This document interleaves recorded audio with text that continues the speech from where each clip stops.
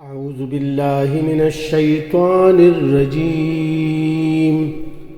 بسم الله الرحمن الرحيم.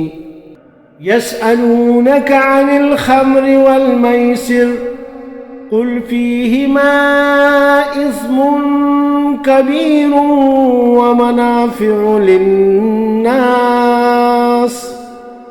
وإثمهما أكبر من نفعهما ويسألونك ماذا ينفقون قل العفو كذلك يبين الله لكم الآيات لعلكم تتفكرون. آپ سے پوچھتے ہیں شراب اور جوئے کا کیا حکم ہے؟ کہیے ان دونوں چیزوں میں بڑی خرابی ہے، اگرچہ ان میں لوگوں کے لیے کچھ منافع بھی ہے، مگر ان کا گناہ ان کے فائدے سے بہت زیادہ ہے.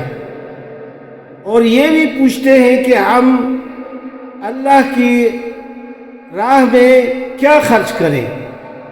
کہیے جو کچھ تمہاری ضرورت سے زیادہ ہو، اس طرح اللہ تمہارے لیے صاف صاف احکام بیان کرتا ہے.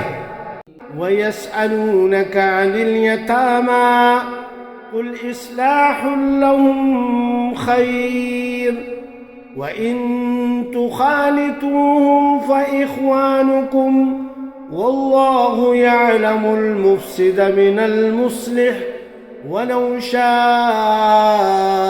اللَّهُ لَأَعْنَتَكُمْ إِنَّ اللَّهَ عَزِيزٌ حَكِيمٌ. پوچھتے ہیں یتیموں کے ساتھ کیا معاملہ کیا جائے. کہیے جس طرز عمل میں ان کے لیے بھلائی ہو وہی اختیار کرنا بہتر ہے. اگر تم اپنا اور ان کا خرچ اور رہنا سہنا مشترک رکھو تو اس میں کوئی مذائقہ نہیں، آخر وہ تمہارے بھائی بند ہی تو ہیں. برائی کرنے والے اور بھلائی کرنے والے دونوں کا حال اللہ پر روشن ہے. اللہ چاہتا تو اس معاملے میں تم پر سختی کرتا، مگر وہ صاحب اختیار ہونے کے ساتھ صاحب حکمت بھی ہے.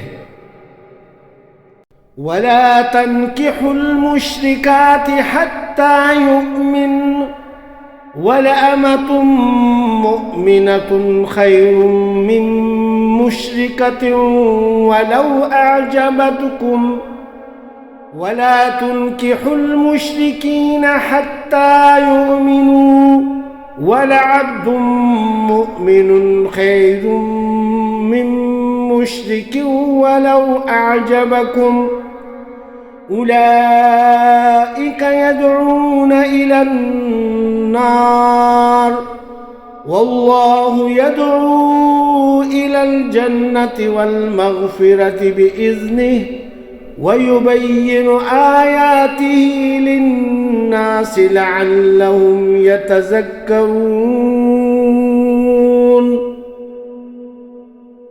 تم مشرک عورتوں سے ہرگز نکاح نہ کرنا جب تک کہ وہ ایمان نہ لے آئے.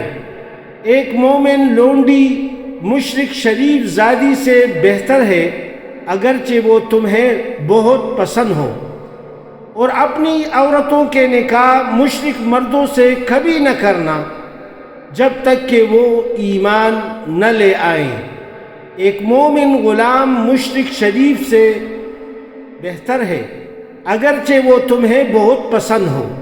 یہ لوگ تمہیں آگ کی طرف بلاتے ہیں اور اللہ اپنے اذن سے تم کو جنت اور مغفرت کی طرف بلاتا ہے، اور وہ اپنے احکام واضح طور پر لوگوں کے سامنے بیان کرتا ہے. توقع ہے کہ وہ سبق لیں گے اور نصیحت قبول کریں گے. صدق اللہ العظیم.